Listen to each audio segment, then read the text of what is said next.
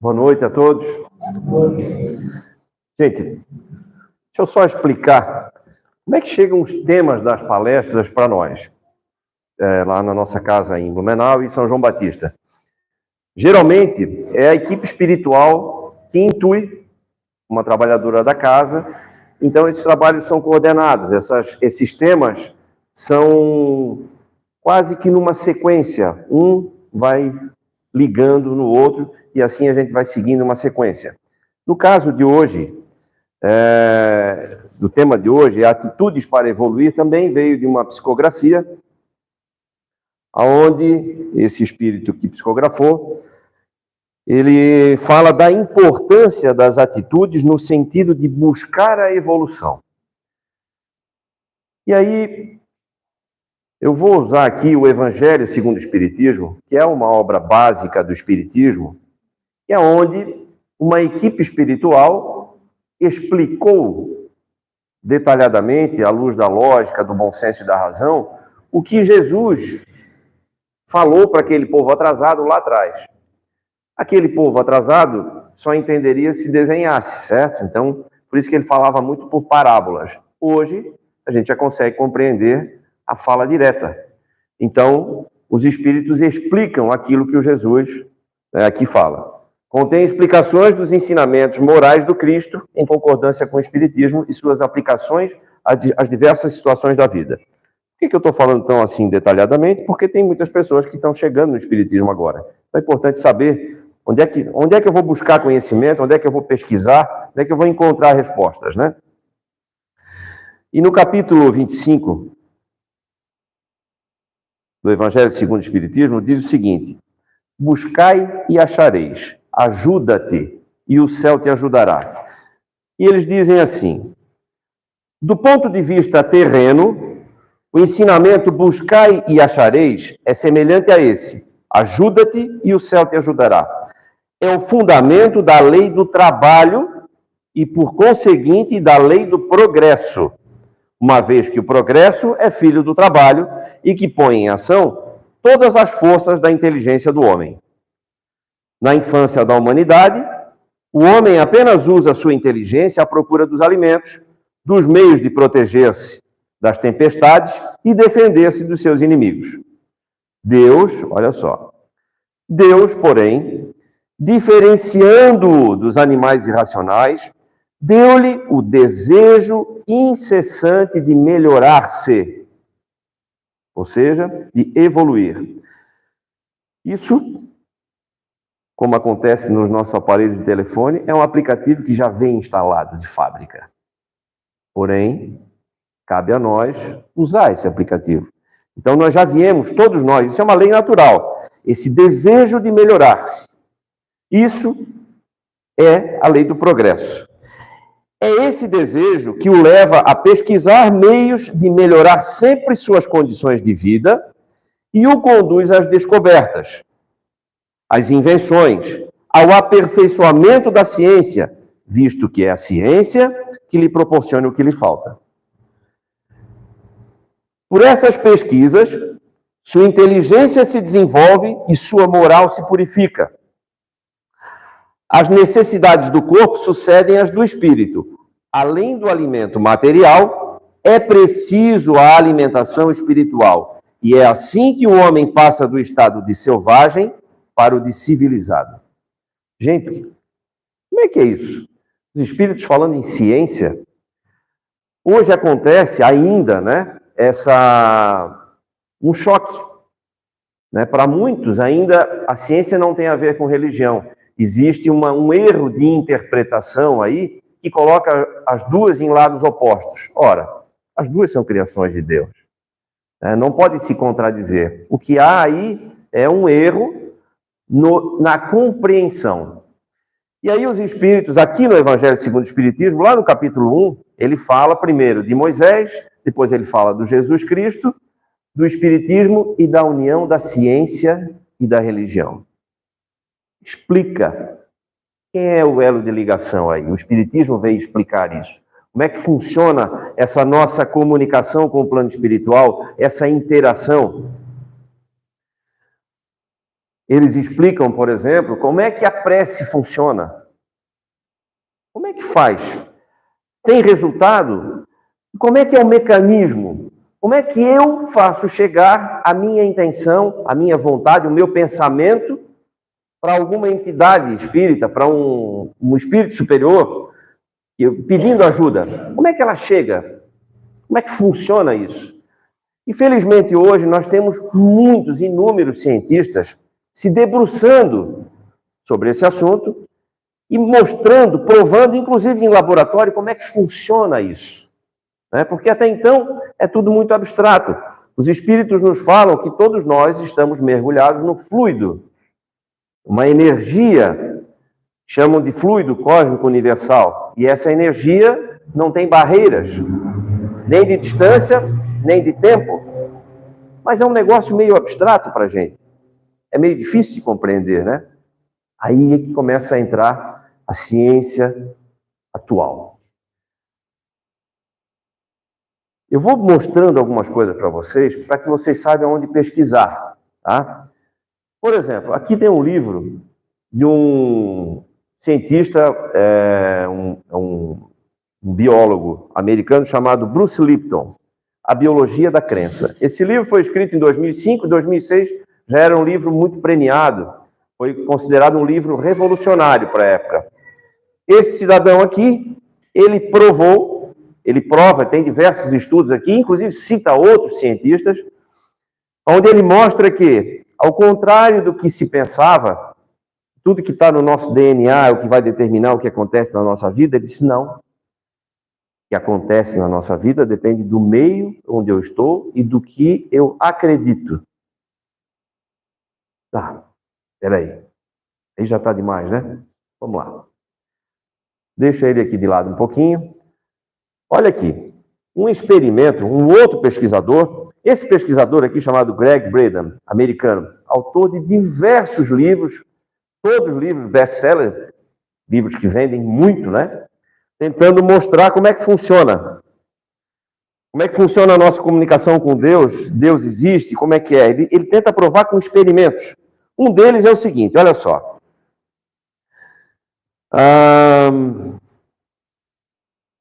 Nesse experimento foi recolhida uma amostra de leucócitos, ou glóbulos brancos, de vários doadores. Essas amostras, eu sou um doador, foi tirado uma amostra de um leucócito meu, e foi colocado numa substância eletrolítica, ou seja, onde seja permitido, ou seja possível medir os impulsos eletromagnéticos dentro dessa substância contendo o meu DNA aqui dentro. Essa substância foi colocada longe de mim. Então, eu doador, e a minha amostra de DNA num outro andar do mesmo prédio. Quando o doador era submetido a emoções positivas ou negativas, através de vídeos que ele assistia, então ele ficava angustiado ou alegre, ou com medo ou relaxado, a amostra de DNA reagia instantaneamente, também, de uma maneira ou de outra. Né? Então, eles mediam a reação. A reação era instantânea e a distância. E eles foram repetindo isso com diversos doadores e suas amostras, e suas respectivas amostras, pararam de repetir esse teste quando ultrapassou os 80 quilômetros de distância, sem sequer um sinal de atraso e nem um sinal de modificação nas reações. Então, vamos parar por aqui, porque chega, está dando tudo igual. 80 quilômetros de distância, o doador dá a amostra de DNA. Então, a conclusão desse estudo, olha só que interessante. Conclusão. Isso significa que as células vivas se reconhecem através de uma forma de energia não reconhecida com antecipação. Fluido cósmico universal, os espíritos já explicam, aqui os cientistas tentando comprovar. Eles estão dizendo o quê? Existe. E é instantâneo. E não importa a distância. Mais adiante, um outro experimento. Lembrando, gente, que hoje a física quântica É a ciência que trata de tudo que não é material. E ela mostra que tudo aquilo que a gente achava que era material, na verdade, não é. O que a gente achava que era, por exemplo, numa molécula, num átomo, o que tem de material no átomo é o núcleo dele, não é mais. O que é aquilo ali? É energia condensada, energia vibrando numa frequência tão alta que não é possível transpassar, mas é energia vibrando, energia condensada. Então, a física mostra que tudo é energia. E aí as coisas começam a se interligar. Bom, se tudo é energia, eu sou energia, eu consigo me conectar, estabelecer uma conexão com o que eu quiser. E eu consigo também alterar o funcionamento do meu organismo, porque é o que está mais próximo do que eu estou pensando, certo? Eu penso, logo eu irradio essa energia em mim mesmo, certo? Bom, vamos mais adiante. Um segundo experimento, estou falando de segundo, mas tem inúmeros, né? Tem vários livros falando disso. Aqui tem uma quantidade enorme de pesquisa comprovando uma série de coisas, nós já vamos chegar lá. Vou dar uma pincelada, como eu falei, mostrando onde é que vocês podem pesquisar e devem pesquisar. Um outro experimento foi o seguinte: retirou-se o DNA de uma placenta humana, a forma mais primitiva de DNA. E detalhe que aqui não era a amostra do doador, era um doador para 28 observadores. E permita um parênteses, a física quântica diz o seguinte: a coisa observada se altera conforme o olhar do observador. Ou seja, tudo aquilo que eu paro para observar, ele se altera. Eu estou alterando só pelo fato de estar observando. E aí, eles fizeram, então, 28 observadores treinados para desenvolver emoções do tipo não, essas foram as emoções. Gratidão, amor e apreço, ou raiva, medo e estresse. Todos os 28 observadores foram treinados para sentir isso. No momento em que assistiam eram expostos a determinadas situações, eles foram treinados para desenvolver e ampliar e viver essas emoções. Então, gratidão, amor e apreço, raiva, medo e estresse. Eu ia fazer um desenho aqui, mas o que aconteceu? No momento em que eles sentiam, e essa amostra do DNA da placenta foi dividida em 28 partes, cada uma diante de um observador. Cada vez, todo mundo sabe, tem o desenho do DNA, né? Aquela espiral, certo? Então, uma parte desse DNA era colocado diante de cada observador. Quando eles sentiam gratidão, amor e apreço, esse espiral ficava distendido, relaxado. Quando eles sentiam raiva, medo e estresse, ele se encolhia. Mas se encolhia tanto a ponto de apagar alguns códigos, de impedir que alguns genes se manifestassem. Certo? No momento em que ele sentiu de novo amor, gratidão e apreço, ele se estendia novamente e aqueles códigos voltavam a funcionar. Até pouco tempo atrás, a biologia, genoma humano, todo mundo ouviu falar, né? Então acreditava-se que o que está no núcleo da célula, o nosso código genético, é o que vai determinar que tudo acontece, que tudo vai acontecer na nossa vida, inclusive as doenças. Inclusive os genes defeituosos é o que vão determinar o que vai acontecer. Porém, hoje nós temos a epigenética, ou seja, o que está acima da genética. Então, não é mais o que está naquele código que determina, e sim como é que eu vou fazer para aquilo se expressar ou não. Ou seja, eu posso ter um gene defeituoso de câncer de mama, por exemplo, mas eu posso impedir que esse gene se manifeste, se expresse. Como? Através do meio, através do que eu sinto, penso, através do que eu me alimento, enfim. Eu influencio e eu faço com que ele se expresse ou não se expresse. Então, voltando àquela situação do encolhimento, daquele segmento de DNA, ali ele impedia que alguns genes se expressassem. Olha só. Falando de câncer de mama, eu lembrei de uma passagem aqui, quer ver? Ó? Nesse livro, ele cita aqui, gente, tem todos os pesquisadores e todos os estudos de todas as universidades, está tudo aqui. Por isso que eu recomendo que pesquise, porque esses dias eu fui falar com um amigo meu, que é médico. Gente do céu. No final, eu achei que eu fosse apanhar. Porque ele disse, jamais! Como é que vai ser possível uma amostra de DNA se alterar a distância do doador? 80 quilômetros. Isso aí é balela e tal.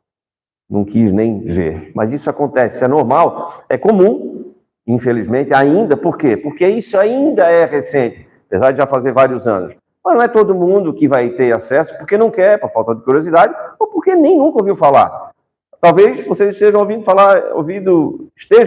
pela primeira vez hoje. E estão pensando assim, tá doido, né? Trazendo esse tipo de gente para dar palestra aqui no centro agora. Olha só. Outros estudos mostram que os mecanismos epigenéticos são um fator importante em diversas doenças, entre elas o câncer, os problemas cardiovasculares e a diabetes. Na verdade, apenas 5% dos pacientes de câncer ou que apresentam problemas cardiovasculares podem atribuir suas doenças a fatores hereditários. Apenas 5%. E aí, a gente ouve direto, muita gente dizendo, problema cardíaco é porque me deu um infarto aí, porque já está na minha genética. Está. Mas não quer dizer que tem que se manifestar. Eu posso fazer com que esse gene defeituoso se expresse ou não se expresse de acordo com o ambiente, de acordo com a minha crença, de acordo com os meus sentimentos e emoções. É isso que eles vão comprovando, esse número cada vez maior de cientistas. E os espíritos superiores nos falam.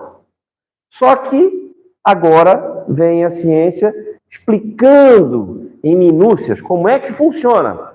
Dizendo, por exemplo, gente, eu peguei uma amostra do DNA desse cidadão aqui, botei aqui 80 quilômetros de distância, ele se emocionava aqui, a amostra respondia lá, instantaneamente. No mínimo, bota a gente para pensar, né? E ele chamou de uma energia não identificada. Pois é, os espíritos falam que estamos todos mergulhados no fluido.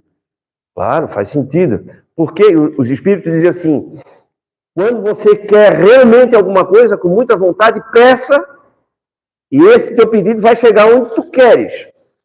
Não importa a distância. Começa a fazer sentido. E aí, mais ainda, quando nós falamos de crenças, ou seja, nós estamos falando de fé. Eu posso trocar a palavra fé por ter certeza, né? Eu tenho fé que existe, que a vida continua. Eu tenho certeza que a vida continua. Já não é mais um fator de dúvida para mim, né? A gente vive numa casa espírita, tem uma série de comprovações, de psicografias, vem psicografia de familiar, com detalhes aos montes, tem uns relatos de lembrança de vida passada, relatado por pesquisador americano, que nem espírita da Universidade da Virgínia, mais de 3.000 casos catalogados, não dá para contestar. E eu digo assim, né? É praticamente impossível alguém que não acredita, né? Alguém que não tem essa certeza, provar que não é assim. Porque a quantidade é tão grande de evidências que não dá. Então alguém pode dizer assim, eu não acredito, nunca ninguém voltou para contar, é porque não se debruçou um mínimo necessário sobre nenhuma leitura para ver as comprovações. Pegue apenas algumas cartas psicografadas ou assista a alguma sessão de psicografia, onde uma família recebe os detalhes mínimos que só eles sabem, e aí vai ficar sem ter como comprovar. Então é importante a dúvida, a gente desconfiar é fundamental para não ser enganado, mas a dúvida ela é útil até um certo ponto. Eu não posso ficar patinando a vida inteira. Eu vou ficar 15 anos duvidando, e aí? Eu não ando para frente, fico andando de lado. Vou na casa espírita, mas eu vou ficar. Mas já passou 15 anos e eu ainda estou desconfiado. Vamos para a próxima lição. Eu preciso evoluir. Evoluir não é ficar estacionado. Detalhe,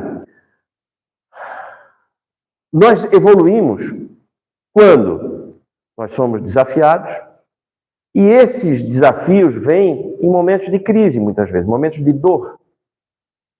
E a gente fica maldizendo a dor, o sofrimento, né? Mas eles são impulsos. A dor são momentos em que causam um desconforto tão grande, dor no sentido figurado, pode ser no sentido literal mesmo, pode ser dor física, mas um desconforto tão grande que eu não quero mais sentir aquilo, e eu procuro a solução. E a solução é aprender, a solução é mudar de atitude, a solução muitas vezes é mudar as companhias, os lugares que eu frequento, a minha forma, meu estilo de vida, a minha alimentação, os hábitos com o exercício físico, isso. Tudo isso é evolução. Então, enquanto não dói, muitas vezes a gente não muda. Porque na zona de conforto, é muito quentinho ali, né? Só que não acontece nada de interessante ali. Quando a gente está na zona de conforto, muitas vezes falta estímulo. Porque tá bom, né? Tá confortável. Eu não dou passos importantes. Quando vem o desconforto, quando eu sou desafiado, quando eu tenho alguma crise, seja ela de saúde, financeira ou de relacionamento, qual seja ela, aí eu tenho que mudar. Então, das duas, uma. Ou eu vou para frente e supero aquilo ali, aquela dificuldade, ou então eu fico me lamentando. E pior, muitas vezes, revoltado contra Deus. Aí é o pior de tudo. Eu começo a me endividar. Começo a criar dívida que eu vou ter que pagar depois, exatamente sofrendo. Então, os sofrimentos e as dores são correções de rumo. Viemos aqui para sofrer? Não, nós viemos aqui para ter uma vida feliz, abundante. Nós viemos... Deus é beleza. Deus é saúde. É abundância mesmo. O que acontece fora disso na nossa vida, nós criamos. Então, é fundamental a autorresponsabilidade. A gente exercitar a autorresponsabilidade. O contrário disso, o que é? O vitimismo. O problema da vítima é que ela não faz nada. A vítima só apanha. A vítima não precisa fazer nada. Eu só apanho. Eu sou vítima, eu estou aqui para apanhar. Quando eu assumo o controle da situação, ou seja, quando eu assumo a autorresponsabilidade sobre tudo que acontece na minha vida, mesmo que eu não encontre um motivo nessa vida atual, pode ser, sim, que seja de uma vida anterior. Pode ser, não estou falando que é. Embora os espíritos nos digam que a maior parte do que nos acontece é de agora. Então, no momento em que eu compreendo e resolvo assumir a responsabilidade, as rédeas da minha vida estão comigo. Ah, Júnior, mas se Deus quiser, né? Muito cuidado com isso, né? Com duas frases. Deus quis e se Deus quiser. Cuidado pelo seguinte. Olha, eu me entreguei a excessos de todo tipo. De repente, me apareceu lá um câncer. Passei 30 anos da minha vida fazendo tudo de errado. E aí, depois de 30 anos, já apareceu um câncer. E aí, eu digo, Deus quis. Opa! Deus quis? Deus permitiu. Porque ali vai ser uma correção de rumo. Mesmo que não seja para essa, vai ser para a próxima. Mas Deus permitiu, Ele não quis isso. Eu provoquei isso. Certo? E um outro cuidado, seja o que Deus quiser. Seja o que Deus quiser, pode ter dois sentidos. Seja o que Deus quiser, mas eu estou fazendo a minha parte, ajuda-te e o céu te ajudará. Aqui. Buscar e achareis, ajuda-te e o céu te ajudará. A ajuda, ela é construída por nós. Ela não vem como um milagre. Não vem como uma luz que se acende em cima da nossa cabeça e diz assim, seus problemas acabaram. Tchum, pá. Desculpa a brincadeira aí, gente. Mas não é assim. Eu preciso fazer a minha parte. Isso é o ajuda-te que o céu te ajudará. Essa é a tua parte. Essa é a nossa parte. O esforço.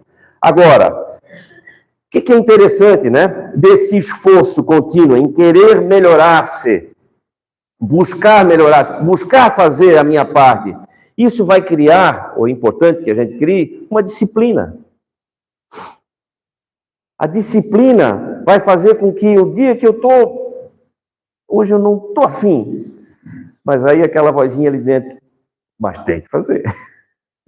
Há uns anos atrás, eu levei um susto aí de saúde e tal, sempre, né? Geralmente é assim, né? E aí, eu precisei mudar o meu estilo de vida. Alimentação, exercício físico, faço diariamente, tem que fazer. E aí, às vezes, um domingo de manhã, friozinho, tem uma garoa caindo, e eu acordo muito cedo, já é automático. Hoje, não. Hoje eu vou ficar. Aí eu tento ficar, daqui a pouco assim, tem que ir. O olho abre sozinho, não dá mais. A consciência já vai chamando, sei, tem que ir. Vou na chuva. O hábito cria essa disciplina. E essa disciplina faz com que a gente mude, altere os resultados da nossa vida. Então isso serve para qualquer coisa. Para as finanças, para o relacionamento, para qualquer coisa.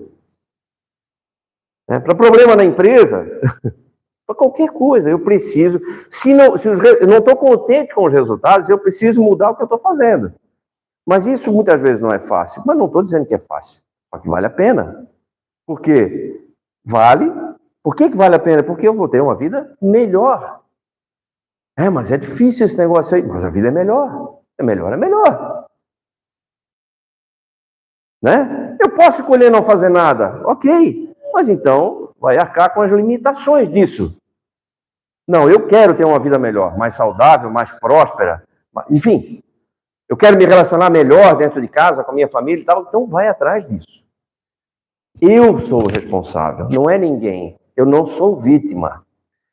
Tem uma importante palestrante espírita, inclusive, a Anete Guimarães, ela é médica, mas ela se especializou em neurociência. A Anete Guimarães diz o seguinte: descobriu-se que, por exemplo, a dopamina é um neurotransmissor que muda o nosso comportamento. Quando a gente tem uma descarga de dopamina no cérebro, dá uma sensação de recompensa, de bem-estar. Ela é tida como a substância do autocontrole. A gente fica numa boa. Só que antes se achava que esses neurotransmissores ficavam restritos ao cérebro. Não. Eles vão para todas as células do nosso corpo. Eles são despejados na corrente sanguínea e todas as células acabam sentindo, por exemplo. Vou tentar ser mais claro. Quando nós nos colocamos numa situação de vítima, o nosso corpo todo está na situação de vítima. Antes, nós achávamos que só os neurônios captavam esses neurotransmissores. A segunda célula, e hoje já sabe que todas as células captam, mas a segunda célula que tem mais capacidade, depois do neurônio, de captar esses neurotransmissores são as células de defesa. Por isso que quando a gente se expõe, e aí ela fala, quando a gente se expõe a notícia ruim, por exemplo, se a gente se coloca na frente de uma televisão, 5 minutos, que seja, assistindo notícia ruim, eu vou entrando naquela frequência, naquele sentimento de vítima. Estou vendo coisa ruim, guerra, matando gente, o mundo está piorando, eu sou vítima também. Eu fico com 5 horas, isso números dela, não sei como ela mediu, estou dando aqui apenas uma pincelada. 5 minutos de notícia ruim, 5 horas de baixa na imunidade. E aí, ela é uma das inúmeras, ou dos inúmeros cientistas, pesquisadores que dizem: cuida do que a gente põe para dentro, não é só pela boca, é do que a gente ouve e vê.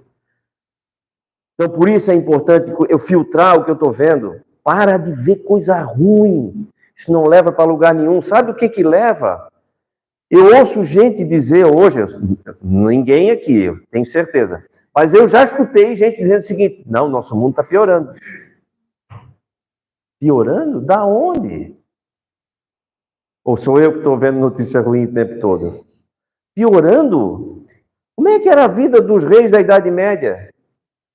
Nem banheiro para tomar banho não tinha. Lá, hoje a gente tem ar-condicionado, todo mundo aqui, telefone na mão. Dá para falar com o parente que está lá no Belém do Pará, instantaneamente. Todo mundo. Roupa para aquecer, fácil acesso, transporte público, enfim. Máquina de lavar, ferro de passar roupa, geladeira. A gente tem. Nós, cidadãos comuns, vivemos infinitamente melhor do que um rei da Idade Média, que era a pessoa mais importante daquele reinado. Então, a ideia de que nós pioramos é falsa, mas muitas vezes as pessoas têm essa sensação. Por quê? Porque ficam procurando só coisa ruim. Onde é que tem notícia ruim? Quero ver. Opa, notícia ruim? Opa, vem aqui que eu gosto. Né? Fica assim entupindo disso. E aí depois, assim, a minha imunidade caiu. Sei, vou no médico, ninguém sabe o que é. E assim, isso é um alerta que eles fazem. Aqui, esse cientista mesmo fala aqui, Bruce Lipton, cuida do meio, porque isso vai influenciar a expressão gênica. Então, eu posso desenvolver câncer, por exemplo, por acreditar que vou ter câncer? Sim. Vocês já ouviram falar do placebo? Né? O que é o efeito placebo? Geralmente, as indústrias farmacêuticas, quando vão lançar um medicamento, eles criam uma outra pílula exatamente igual, da mesma cor, mesmo formato, com as mesmas letrinhas, tudo igual. Porém, uma tem o princípio ativo que eles desenvolveram, a outra é uma cápsula de açúcar. Nada mais. Separam em grupos.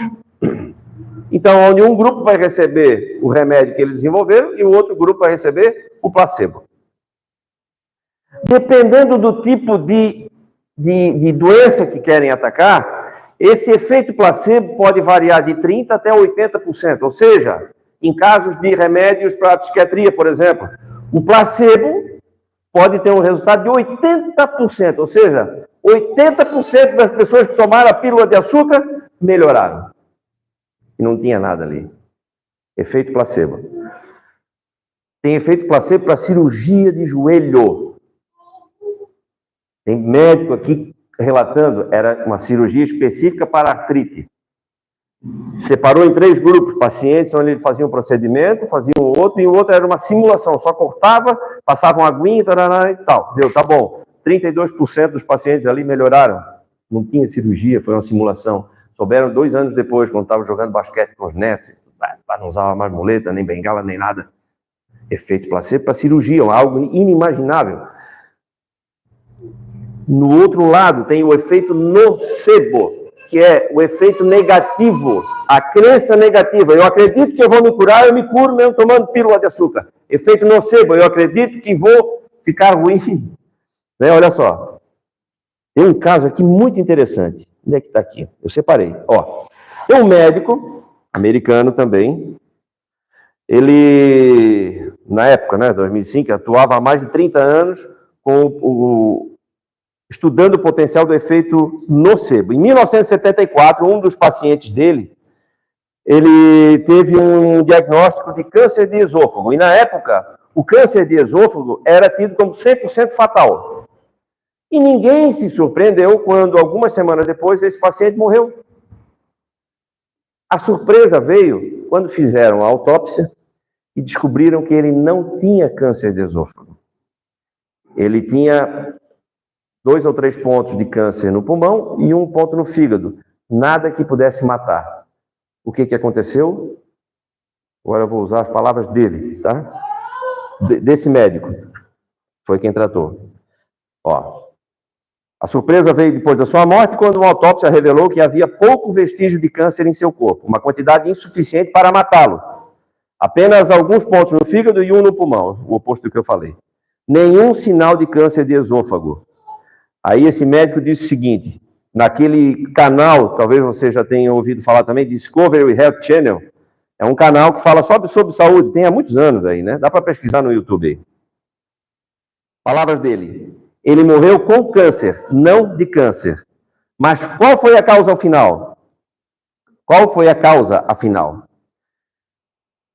Eu pensei que ele estivesse com câncer. E ele também pensou. E aqui tem outros relatos do efeito nocebo. E citam ainda aqui o Henry Ford, né? O fundador da Ford, diz assim, não importa no que você acredita, você está certo. Se você acredita que sim, você está certo. Se você acredita que não, você está certo. Então, é no que eu acredito. Isso aqui não é misticismo, isso aqui é a ciência tentando chegar mais perto do que a religião já explica para nós. Mas, às vezes, fica um pouquinho difícil de entender ou até de aceitar, né? Mas aqui estão os cientistas, gente, falando, mostrando. Olha o que a gente faz. Câncer de mama, não é 90%. Quer ver? Ó? Eu li para vocês, né? Não, está aqui em outro lugar, quer ver? Ó? Olha só. Outros estudos mostram que os mecanismos epigenéticos, aquilo que eu falei, né? Acima do genoma, é como aquilo se manifesta. São um fator importante em diversas doenças, entre elas o câncer. Sim, tá, aqui já fala, mas esse aqui eu já li para você, mas eu falo especificamente do câncer de mama. E aí ele fala o seguinte, o problema é que a mídia alardeou quando foi descoberto um gene defeituoso do câncer de mama. O que não se falou é que 95% dos cânceres de mama não tem a ver com gene herdado. Quando eu tive essa informação, eu fiquei chocado. Porque até pouco tempo atrás eu acreditava assim, não, é genético e fim de papo, não discute mais, acabou, tá ali o genoma humano, tem um monte de cientista e tal. E aí quando a gente começa a pesquisar, tá vendo que os cientistas mais atualizados estão aí comprovando. Os biólogos, os médicos mais atualizados, não, isso aí é real. É assim que funciona. Então, o poder da oração vai muito além da fé. Ele, por si só, já é um mecanismo. Um outro estudo agora eu não lembro se é tomografia funcional que chama. Qual é aquele outro exame que a gente entra no tubo? Ressonância. Eu não sei se é ressonância ou tomografia. Funcional. O pesquisador começou a medir as funções do cérebro de acordo com cada atividade. Então, quando estimulava a audição, que região do cérebro, como é que aumentava a irrigação do cérebro e tal. Quando os pacientes o médico pedia para eles fazerem uma oração, o lobo frontal se irrigava de tal modo que ele, se eu não me engano, eram 7 ml de sangue a mais por minuto, ficava extremamente irrigado, e é justamente a região do cérebro responsável pelas decisões. E aí aquilo intrigou muito, até porque o pesquisador também não acreditava, né? Mas ele disse, não, isso aqui é um fato, vai fazer oração, todo o lobo frontal se irrigava. Começaram a acompanhar pacientes com o hábito de fazer, começaram a criar o hábito de fazer as orações diariamente. O lobo frontal se ampliou. Ou seja, eles turbinaram o seu cérebro exatamente na região da tomada de decisão. Essas pessoas automaticamente adquiriram uma capacidade de tomar decisões melhores. E aí, a gente compreende, né? Eu, por exemplo, tenho o hábito, quando eu vou tomar alguma decisão importante, ou quando eu vou entrar numa reunião de trabalho, ou algo que é desafiador, eu sempre, às vezes eu peço para ir no banheiro, faço de conta que preciso ir no banheiro, estou lá, paradinho e tal, vou fazer a minha oração, estou imaginando o ambiente, a gente se entendendo, peço para o meu mentor entrar em contato com o mentor de todo mundo, para que a gente entre em harmonia e encontre as soluções. Como funciona isso, gente? Nem que seja para a gente ficar em equilíbrio. Tem muitas reuniões que vão gerar atrito mesmo, né? Mas o importante é a gente não perder a linha, né? Quando a gente perde a linha, pronto, aí não tem mais razão, não tem mais nada que funcione. Então, daí uma outra comprovação. O que eu quero mostrar com essa série de evidências aqui? É que nós estamos no comando, nós podemos mudar os resultados da nossa vida. Precisamos, primeiro, querer e dar o primeiro passo, em segundo. E depois, pedir ajuda. Todos nós temos um mentor espiritual, um anjo da guarda, um guardião, chame do que quiser. Todos nós temos um mentor, temos vários espíritos protetores, simpáticos, parentes nossos que estão no plano espiritual, que nos ajudam. Eu mesmo tenho a minha madrinha, que já está desencarnada, que já mandou recado para mim, já puxou a orelha. Mas todos nós temos um mentor que, a partir do momento que a gente reencarnou, muitas vezes já atrás até de outras vidas, ele tem a tarefa de nos acompanhar e orientar. Sempre é um espírito que está num grau evolutivo mais alto que nós, por uma razão muito simples. Nunca é a criança que orienta o adulto, sempre é o adulto que orienta a criança, por uma razão óbvia. Então, sempre nós temos alguém que está num nível superior de compreensão, de sabedoria, de inteligência, para nos orientar. Ora, se eu sei disso, então eu preciso pedir. Não pode pedir. Deus sabe tudo que a gente quer. Não, eu preciso pedir. Porque no momento em que eu peço ajuda, eu abro o campo para receber essa ajuda. É mais ou menos assim. Está lá o nosso mentor esperando, mas, ai meu Deus, mas não é ali, querido, é para cá, mas ele não pode interferir. Até que ele vê o tutelado dele aqui, pedindo ajuda, está lá de joelho fazendo oração, eu preciso de ajuda. Ah, graças a Deus, é isso que eu queria ouvir. Vem cá, agora tu vais ouvir os bons conselhos. Vou falar contigo à noite, quando estiver dormindo. Eu vou soprar aqui, por intuição, qual é o caminho, quem é que tu deve procurar. E claro, né, gente, quando a gente pede ajuda, preste atenção, né?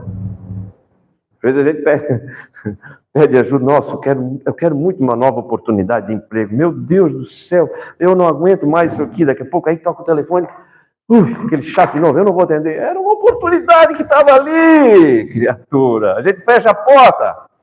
Daqui a pouco, de novo, uma outra ligação. Ai, não, hoje não quero falar com ninguém. Ai, não aguento mais esse trabalho. Alguém te para na rua, tu desvia. Gente, não vem com uma luz mágica que acende, vem pelas pessoas. E exatamente pelo fato de essa ajuda vir pelas pessoas, é que eu preciso estar em outros ambientes.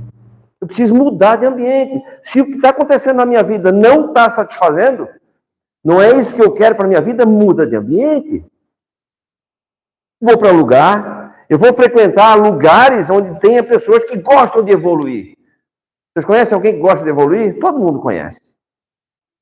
Todo mundo conhece alguém que gosta de crescer, que gosta de meter a mão na massa, de fazer, que vibra com a vitória dos outros e com as suas.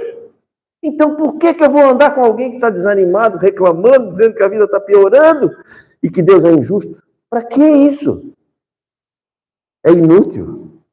Então, é importante disciplina, pedir ajuda, fazer oração, mudar de ambiente, mudar as companhias, mudar o que eu estou lendo, quais são as informações que eu estou botando aqui para dentro. E eu tenho certeza, os resultados começam a mudar. E mudam. Olha só que interessante. Quando eu mudo essa atitude, quando eu viro essa chave, os resultados começam a ser produzidos imediatamente. Eu posso não enxergar. Resultado ruim, resultado bom. Então, mudança de atitude. Não, eu quero resultado bom, mudei de atitude. Mas aqui ainda é muito início. Mas ao longo do tempo eu vou começar a perceber. E aí é bom, porque eu começo a me animar, né? Quanto mais acontece coisa boa, mais eu vou me animando. Opa, estou melhorando. E assim eu vou. Dificilmente eu volto mais para o lado do resultado ruim. Tá bom, gente? Falei demais. Mas, por favor, eu faço aqui um apelo. Leiam, pesquisem. A literatura espírita tem muita coisa boa para ensinar. Eu vou ler aqui uma outra psicografia que também nós recebemos, que diz o seguinte, e assim eu encerro. Aflora em ti espiritualizar-te. A busca constante do aperfeiçoamento do espírito imortal é tarefa constante, em que o melhor aproveitamento do tempo e das oportunidades não podem ser negligenciadas pelas vossas demasiadas distrações, ou por distorções e mágoas sem sentido, cobranças sem respaldo da caridade, que já aprendestes nos caminhos de aprendizado que adentrastes. Ora, pois, é perceptível que quanto mais buscas aflorar em ti a espiritualização de vossa alma, muito maior será o escudo protetor contra os desatinos alheios, contra a ingratidão e o devaneio dos que te cercam a marcha. Aflorar a alma com espiritualização é busca diária e constante. Não precisas te transformar num santo.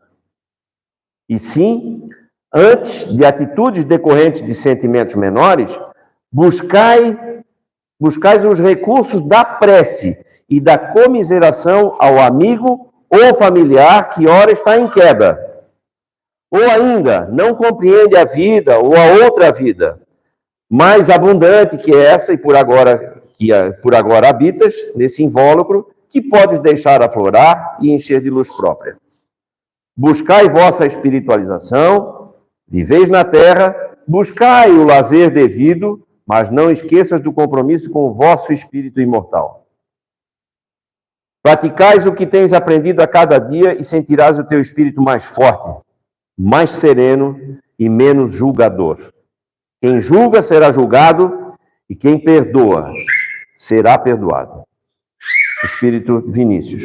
Gente, então esse foi a nossa sugestão de reflexão para todos, que tenham todos uma excelente reflexão e uma boa tomada de decisão. Tá bom, gente? Obrigado.